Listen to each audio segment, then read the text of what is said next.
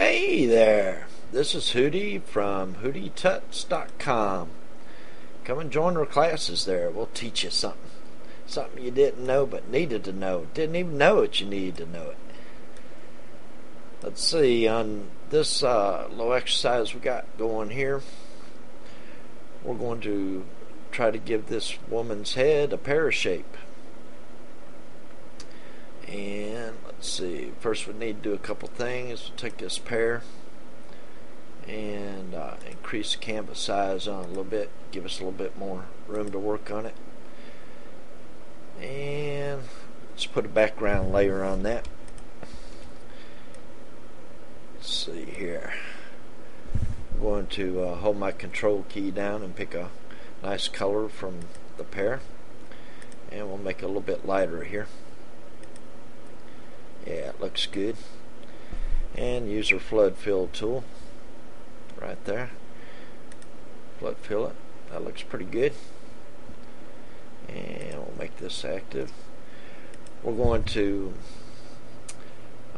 paste her over there. We just click and drag her face off and slide it right on there. Pretty cool, isn't it? And we move her right out of the way. I'm going to use my move tool here. We'll move her down a little bit, and we'll move the pear shape up a little bit here. So I'll rename that face and pear, so you kind of see which one's active here. On her face, I'm going to lower her layer opacity down so I can kind of see through her face here. Well, the pear's lined up pretty good. What I want to do, you see, like there's her chin coming around there. We got like a dark spot on the pear that goes along those same lines, so I'm kind of line it up with that, so it'll look halfway right. And in order to shape that, we're going to use the mesh warp tool. These little squares that you see here are called nodes, N-O-D-E-S, and we can click and drag them to shape the face. You gotta get the face layer active there, and kind of pull her face out. We want her ears to stick out a little bit, just because they'll probably look better like that.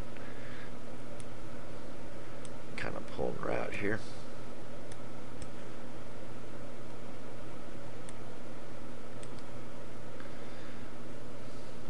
Pulled down a little bit,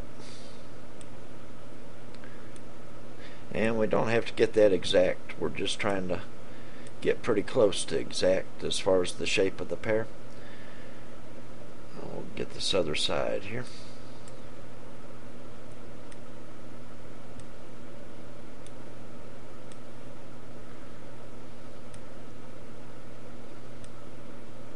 Whoa, come way out too far, didn't we?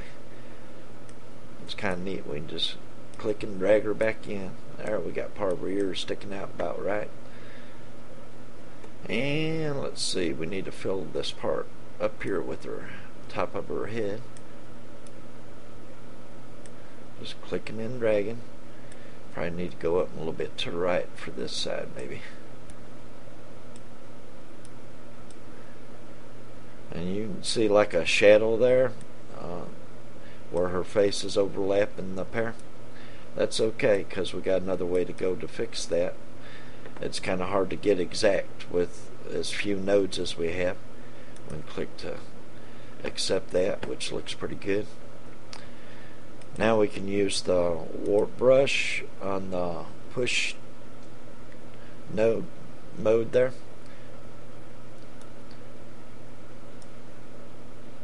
Get a proper size here. And we can start pushing her in so that I'm looking for like little light spaces that are there. That's what I'm looking for. That's why I'm trying. That tells me that her face is sticking out. Sometimes it's the pear that would be sticking out. And if you can't tell which one it is, well, then turn off the face layer and get a snapshot in your head, you know, where the pear is. You can tell her head is sticking out a little bit too far there. So we'll kind of push it in a little bit there. Click and drag. In or out, whichever it needs to be. And we got some overhang here. Well, if you use too small of a brush, you'll leave things real choppy when you're doing this on like the stuff that we're doing here. It'd be too choppy. So sometimes you want a bigger brush, sometimes you want a little smaller one. And you can always undo, which is good. Now we got part of her neck here probably needs to be colored in. Let's get on the pear layer here and make it active. Going to use the freehand tool here, selection tool. I like point to point. And we'll kind of click around here. I'm going to enlarge that a little bit so I can see what I'm doing easier. And kind of click around and choose that. Really don't want to choose the white blouse or whatever she's got on there, because that's not what we're interested in coloring, to make it all kind of look right together. So we're trying to avoid the white parts, but if we get a little bit of it in there, it won't hurt much.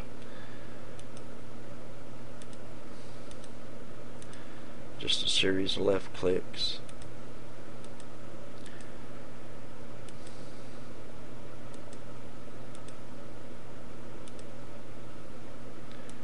And up and double click to seal it off and make our selection active.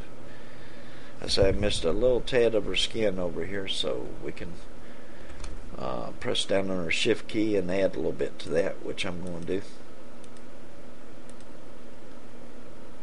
So that part's included. Double clicked it to add it. Let's see. Actually, if I take that away, you see we have nothing there except you can see the background fill, color fill.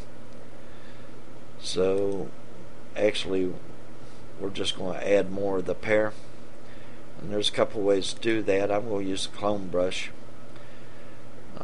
Right click to take a copy of that section right there, and then we'll start copying it, and left click, and don't have to worry about going outside the selection because it will only color in where the selection is, which is nice about having the selection to begin with. And there we go. We've got our neck colored in now. And that's it. That wasn't too bad, was it? You can go selection, select none, or Control D on your keyboard and remove that. And that's the lesson. You are what you eat. If you eat pears, that's what you look like. If that would happen to you, come see us at whoyouTouch.com. Click on one of our little links there, link signs, join our classes, and we'll see you there. This is Hootie saying bye. I hope you learned a little bit today. Thank you.